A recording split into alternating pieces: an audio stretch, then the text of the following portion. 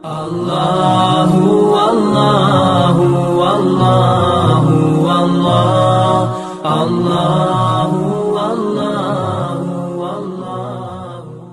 Assalamualaikum warahmatullahi wabarakatuh.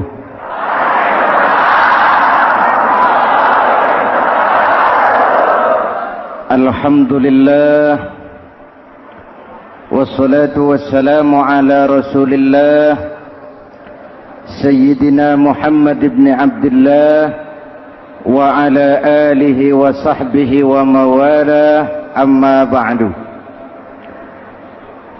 Hadirin hadirat ma'asyiral muslimin yang saya cintai, Ramadan adalah madrasah, sekolah, tempat di mana kita banyak sekali belajar tentang hidup dan kehidupan,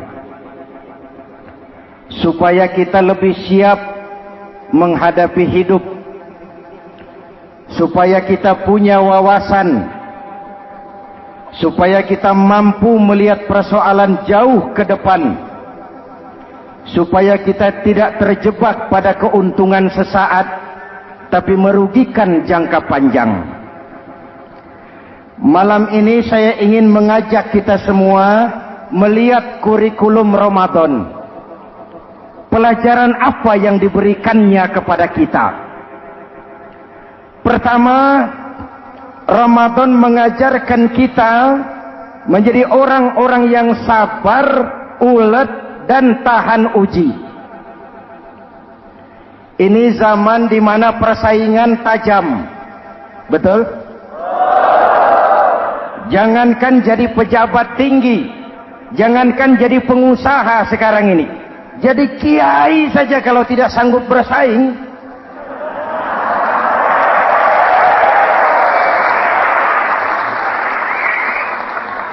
Ini bahasa kasar tapi jujur. Karena orang sekarang hidup di zaman banyak pilihan.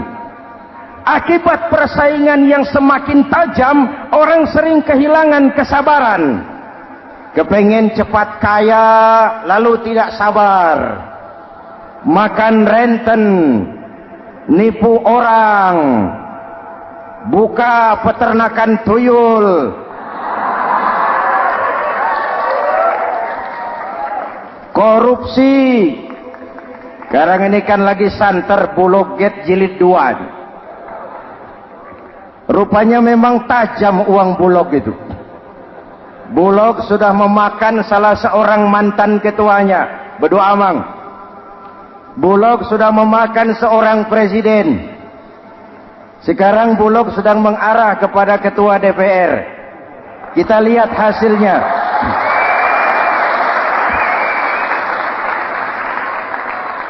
Tentu saja kita prihatin, karena kita tahu ekonomi kita sedang sulit.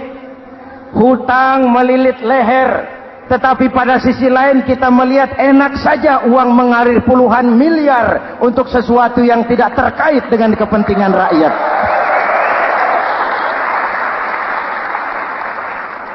Karena itu puasa mendidik kita sabar, biar lapar melilit perut, biar haus mencekik tenggorokan. Kalau maghrib belum datang, jangan sentuh makanan, jangan ambil minuman. Sabar.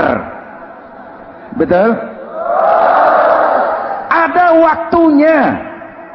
Lalu lintas itu macet karena kendaraan besar tidak mau ngalah, kendaraan kecil tidak tahu diri. Betul? Antrian di pasar kacau karena yang sudah dapat nggak mau minggir, yang di belakang dorong-dorong. Betul? Dimanapun antrian kacau, Bung. Kalau yang sudah dapat mau dapat lagi, yang nunggu kelamaan, akhirnya dorong-dorongan, kacaulah kehidupan sosial. Puasa melatih kita sabar. Karena sebagai bangsa kita punya latar belakang sejarah. Kita ini bangsa yang ditempa oleh segala macam kesulitan. Kita 350 tahun dijajah Belanda, sulit. Setelah merdeka, kita dirongrong oleh berbagai macam pemberontakan, susah. Lalu PKI berontak, susah lagi. Lalu berdiri Orde Baru, lama, susah lagi. Orde Baru selesai, muncul reformasi, masih susah juga.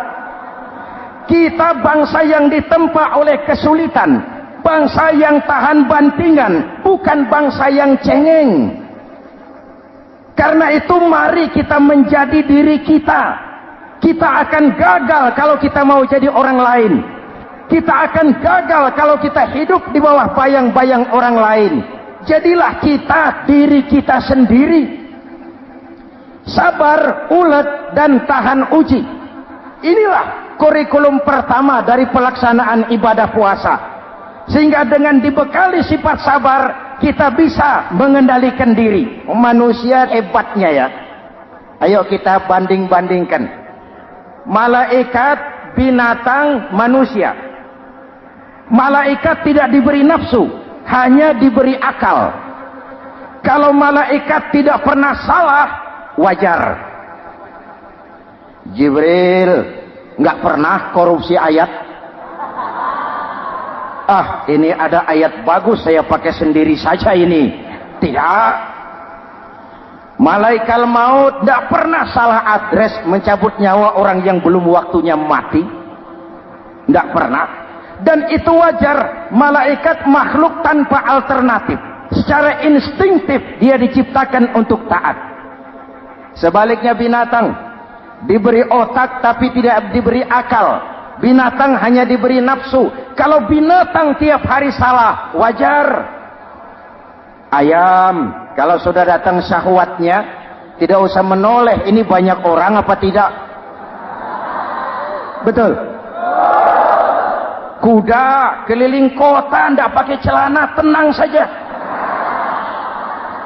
Betul.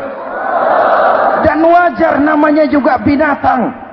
Sedangkan manusia diberikan akal dan diberikan nafsu. Tiap hari terjadi perjuangan. Kadang akal menang, kadang nafsu yang menang. Ketika akal menang, kita lebih tinggi dari malaikat. Ketika nafsu yang menang, kita lebih rendah daripada binatang. Hadirin yang saya cintai, itu pelajaran pertama, sabar, ulet, tahan uji. Lalu pelajaran yang kedua, melahirkan sikap istiqamah, punya stabilitas temperatur batin, istilah sekarang. Soal istiqamah ini saya tidak akan menjelaskan pengertiannya, saya mau cerita saja. Mau dengar nggak? Ini tentang istiqamah. Dalam satu pertempuran, Jenderal Salahuddin Al-Ayyubi bersama tentaranya, tentara Islam, pernah mengalami kekalahan. Karena kalah, banyak yang ditahan jadi tawanan orang-orang kafir, beberapa perwira dan banyak ofsir. Tercatatlah ada 3 orang ofsir jadi tawanan raja kafir ini. Satu hari raja kafir musyawarah dengan perdana menterinya. Perdana menteri, saya tuan raja, ini tawanan Islam ini enaknya diapain? Kalau enaknya sih dibunuh saja tuan raja, selesai urusan. Soal bunuh sih gampang perdana menteri.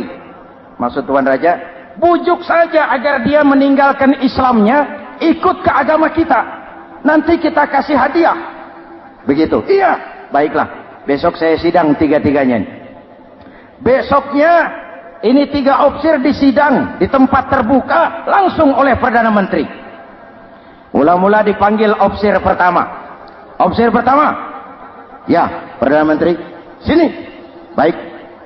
Kamu tahu kamu siapa? Tahu. Siapa kamu? Tawanan. Iya, kalau tawanan bisa diatur kan? Diatur bagaimana?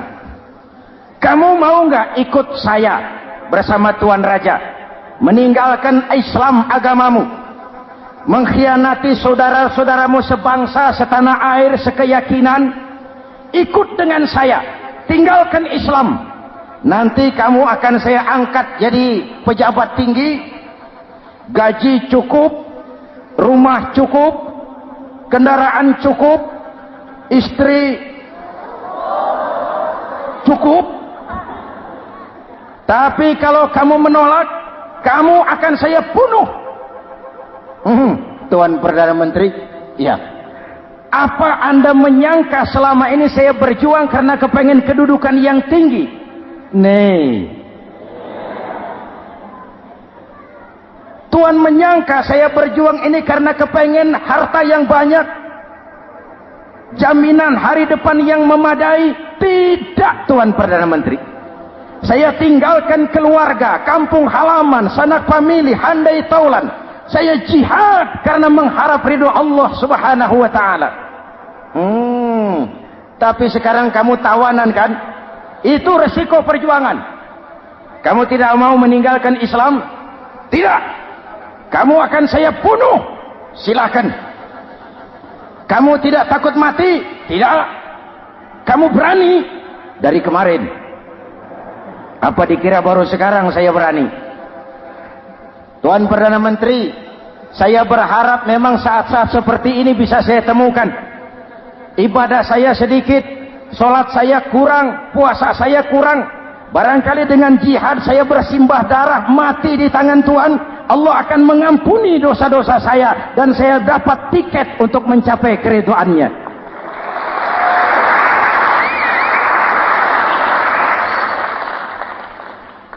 Gila kamu, biarin.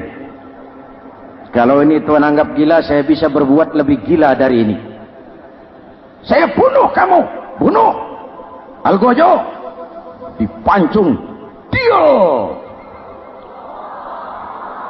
Ini terlepas kepalanya dari badannya, menggeluntung kepalanya ke bawah, jatuh bergelindingan. Itu kepala lepas dari badan, ngaji. Baca ayat Quran sampai Perdana Menteri bingung. Minggir, ini ada kepala ngaji. Ayatnya yang dibaca, ya ayyatuhan nafsul mutmainnah irji'i ila rabbiki radiyatan mardiyah. Wahai jiwa yang tenang, kembalilah kepada Allah dengan diridhoi. Masuklah ke dalam golongan hamba-hambaku dan masuklah ke dalam surgaku. Matanya terpejam rapat, bibirnya tersenyum. Dia gugur sebagai syahid karena membela keyakinan. Dia istiqamah, tidak goyah oleh tawaran jabatan dan kedudukan yang tinggi.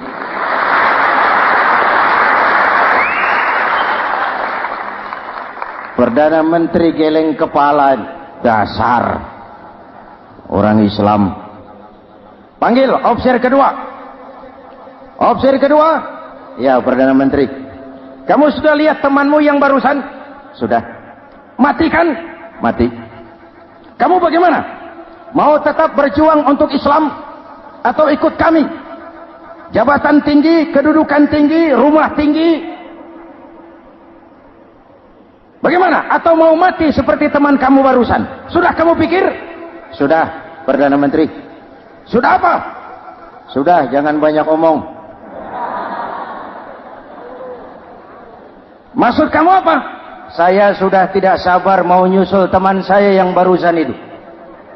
Saya tidak bayangkan bagaimana dia disambut oleh malaikat di surga, disambut oleh para bidadari di surga, menggapai ridho Allah. Oh, Perdana Menteri, sudah jangan banyak omong. Kalau mau potong, potong saya. Perdana Menteri bilang ini lebih gila dari yang pertama. Yang pertama masih mau diajak ngomong, ini malah langsung minta disembelih. Ayo, Algojo, potong. Potong lagi. Dia terpisah lagi kepalanya dengan badan, jatuh ke bawah, menggeluntung, ngaji lagi. Ayatnya yang dibaca, wujuhun yawma izin nadirah ila rabbiha nazirah. Muka mereka hari itu berseri-seri kepada ridho Allah. Mereka memandang, bibirnya senyum, matanya terpejam, dan dia ajal dengan husnul khatimah, mendapat syahid karena teguh punya keyakinan, istiqamah dalam perjuangan, tidak goyang, tidak mencela dan mencele.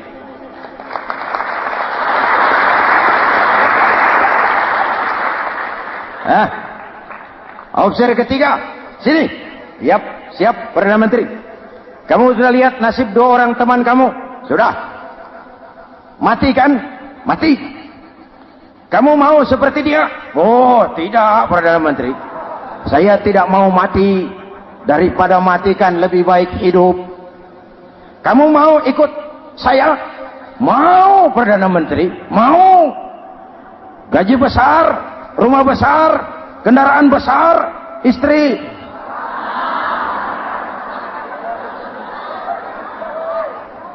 Mau Perdana Menteri, saya mau. Daripada tidak jadi apa-apa, kan lebih baik jadi apa-apa. Daripada tidak punya apa-apa, kan lebih baik punya apa-apa. Oh, jadi kamu selama ini berjuang karena mau cari apa-apa? Iya. Bagus.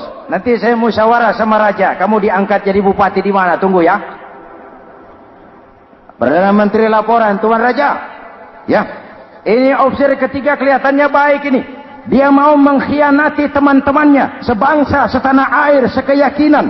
Mengkhianati bangsanya, meninggalkan agamanya. Dia mau ikut kita. Kita angkat jadi pejabat di mana dia? Raja senyum. Oh, soal angkat mengangkat sih gampang Perdana Menteri. Cuma saya pikir-pikir opsi ketiga ini kok tegel-tegelin. Kok sampai hati ya?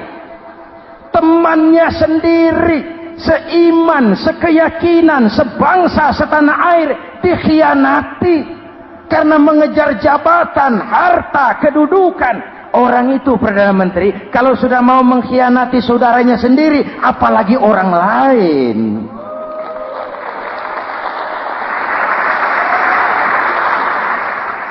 Ini opsi ketiga, ini opsi bejat. Anda bayangkan temannya sendiri dikhianati. Nanti kalau ada kesempatan, kita ditikam dari belakang. Jadi bagaimana Tuan Raja? Malah kalau saya lihat yang dua yang sudah mati itu orang hebat Perdana Menteri. Punya pendirian, istiqamah. Malah kalau bisa yang dua itu dihidupin lagi. Loh, dihidupin bagaimana Tuan Raja sudah kadang mati? Jadi bagaimana ya opsi ketiga ini? Bunuh. Bunuh, bunuh. Buat apa piara benalu jadi duri di kaki nanti? Bunuh. Baik, Perdana Menteri kembali. Opsi ketiga, siap Perdana Menteri. Saya jadi bupati di mana? Bupati, modar sampean. Loh, saya mau dibunuh. Bunuh. Katanya kalau ikut agama Tuan, meninggalkan agama kami, saya akan jadi pejabat tinggi. Kamu opsi bejat, kamu tidak punya pendirian. Saudaramu sendiri seagama kamu khianati, apalagi orang lain. Potongan kayak kamu jadi pejabat, rusak negara ini.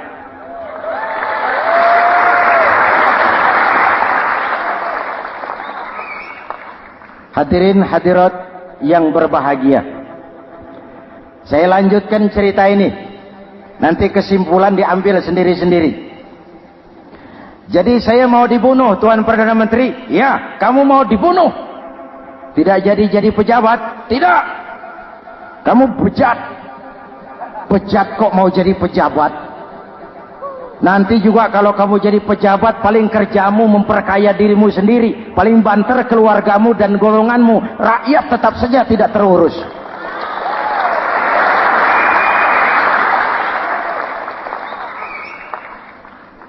Paling-paling kamu kalau sudah jadi pejabat tinggi, kerjamu cuma membuka, meresmikan, berkunjung.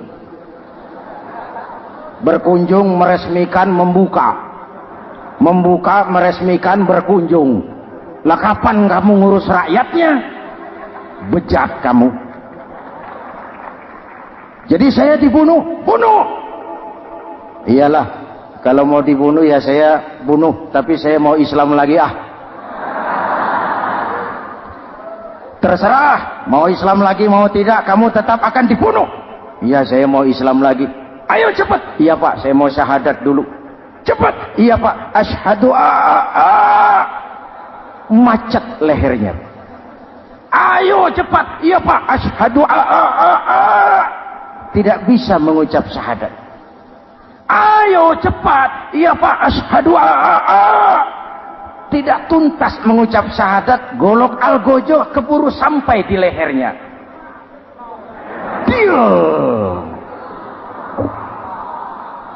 Darah mancur, pisah kepala dengan badan, menggeluntung ke bawah. Ngaji lagi. Dia bekas santri, masih bisa ngaji. Cuma ayat yang dibaca lain sama dua temannya tadi. Ayat yang dibaca, afaman haqqa alaihi kalimatul azab, afaman haqqa alaihi kalimatul azab, afa anta tunkizu man finnar. Ini ayat yang dibaca. Orang yang memang sudah dapat vonis akan mendapat azab, bisakah kamu menyelamatkan dia dari neraka? Bertahun-tahun berjuang di bawah bendera Islam untuk kejayaan Islam. Di akhir hayatnya dia tergoda oleh kedudukan dan harta, oleh jabatan dan pangkat. Ia bergeser, imannya rapuh, hilang istiqomahnya, ditinggalkan agamanya, dan dalam keadaan begitu dia mati, dia su'ul khatimah. Na'udzu. Hadirin, apa guna saya ungkapkan ini? Mari kita belajar, perlu stabilitas temperatur batin.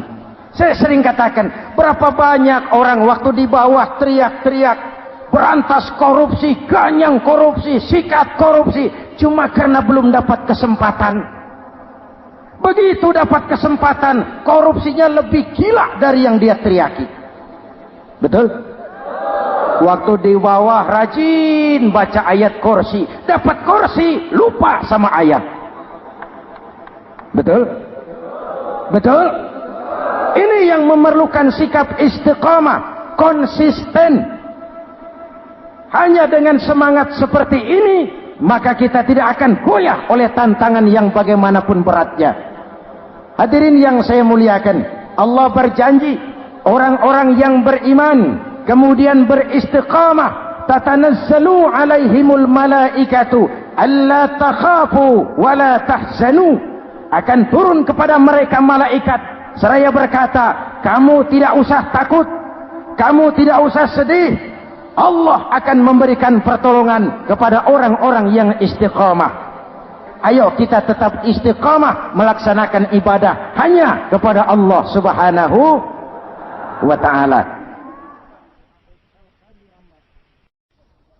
Nah, yang ketiga, ikhlas.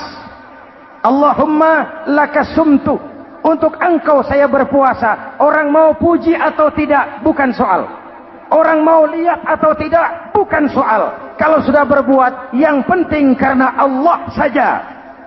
Keikhlasan itu, kalau amal kita adalah jasad, ikhlas adalah roh. Saudara, hari Jumat jam 9 pagi sudah berangkat ke masjid. Apa tidak bagus? Bagus. Sarungnya baru. Samarinda kelas BHS. Sajadah tebal. Tasbih panjang. Jam 9 sudah berangkat. Iya. Padahal sholat jam 12. Betul. Apa pahalanya besar? Nanti dulu. Itu berangkat jam 9 itu maunya apa? Pameran sarung? Atau di dekat masjid ada janda? Atau apa? Disinilah peran keikhlasan. Keikhlasan itu bukan kata. Malah kalau kita, oh saya ikhlas loh, biasanya tidak ikhlas kalau sudah ngomong begitu. Ikhlas itu amalan batin. Puasa ini menyelamatkan kita dari penyakit ria. Saya ingatkan Al-Ghazali bilang penyakit dua macam, penyakit zahir dan batin.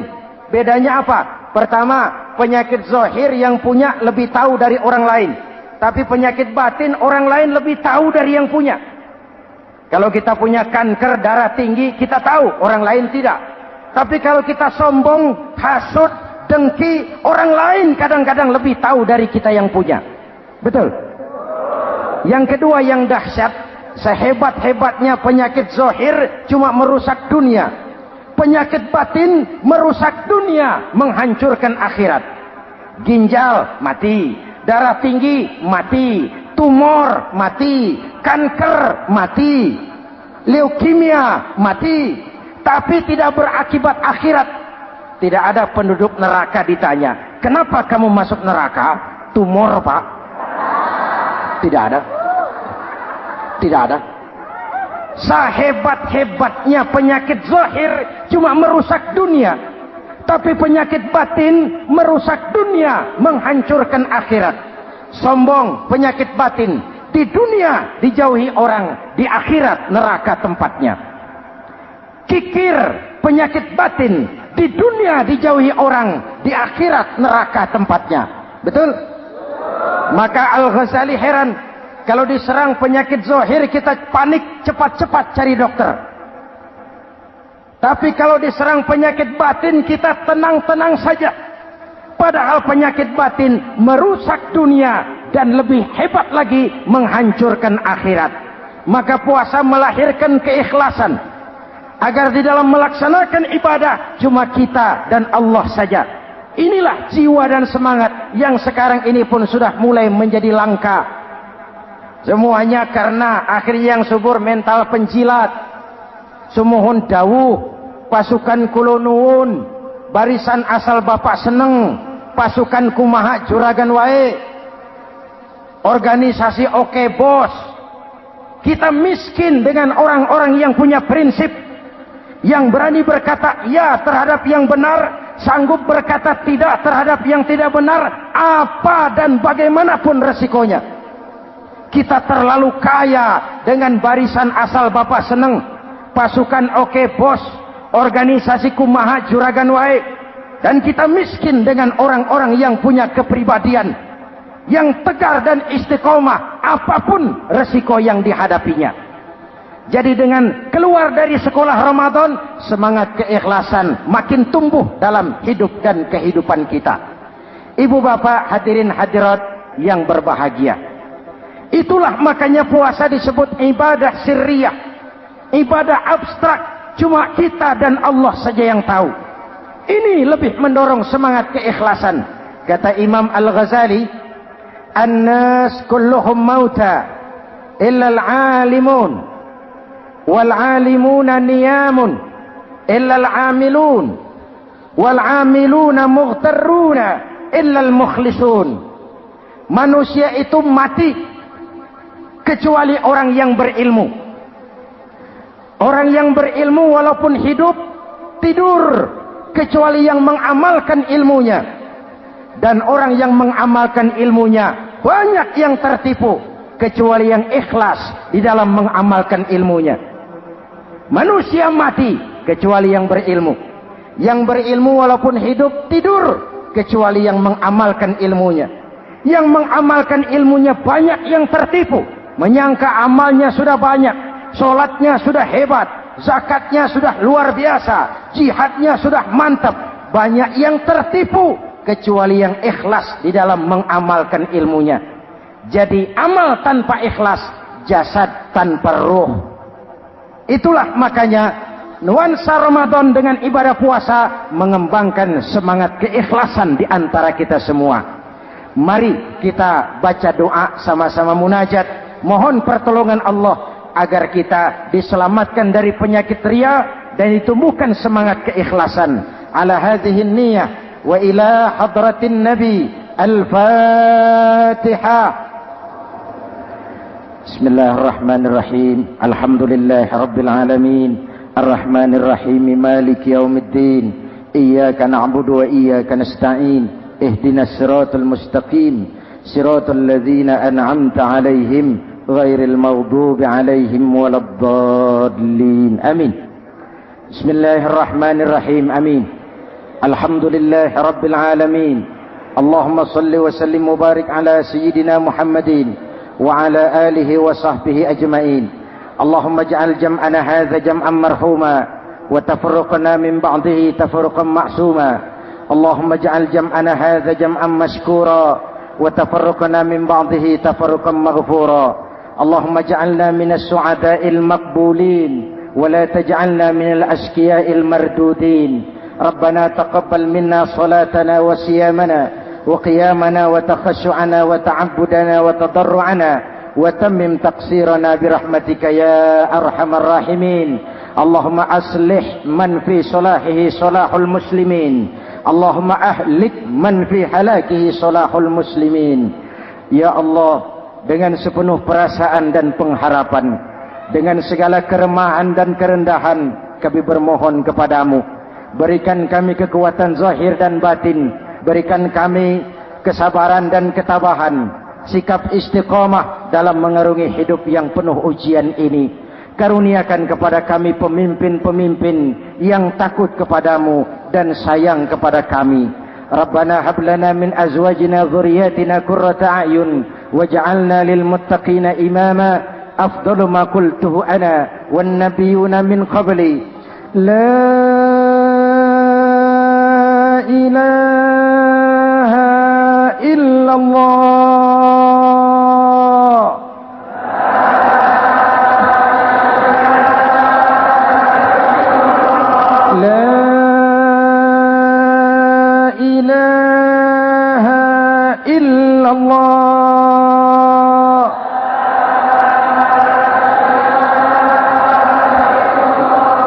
Muhammadur Rasulullah.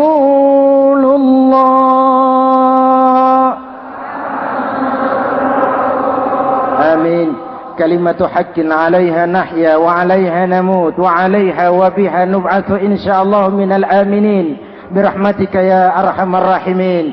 Sallallahu ala sayyidina Muhammadin wa ala alihi wa sahbihi ajma'in. Ana rabbika rabbil izzati amma yasifun. Salamun alal mursalin walhamdulillahi rabbil alamin. Assalamualaikum warahmatullahi wabarakatuh.